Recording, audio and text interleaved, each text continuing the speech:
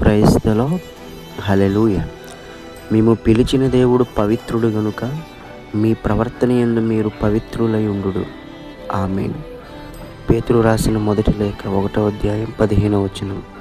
క్రీస్తునందు ప్రియ సహోదరి సహోదరులారా, దేవుని యొక్క బిడ్డలారా, ప్రవక్తల ప్రబోధమును దేవదూతల ద్వారా అందించబడిన ఈ యొక్క సత్య సువార్తను మీరు విశ్వసించి ఉన్నారు కనుక మీరు అజ్ఞాన దశలో ఉన్నప్పుడు, అంటే క్రీస్తు ప్రభువును తెలుసుకొనక ముందు మీరు అనేక కోరికలకు బానిసలై ఉన్నారు.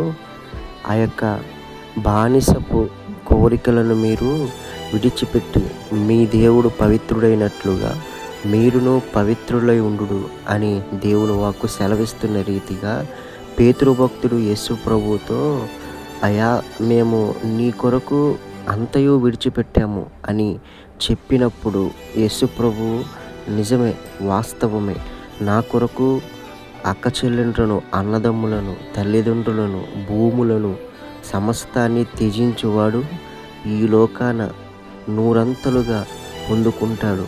నా నిమిత్తము అన్నిటినీ విడిచిపెట్టువాడు పవిత్రమైన జీవితాన్ని జీవిస్తాడు, నిత్య జీవానికి వారసులగుతారు అని యేసు ప్రభు చెప్పారు. ఆమేన్.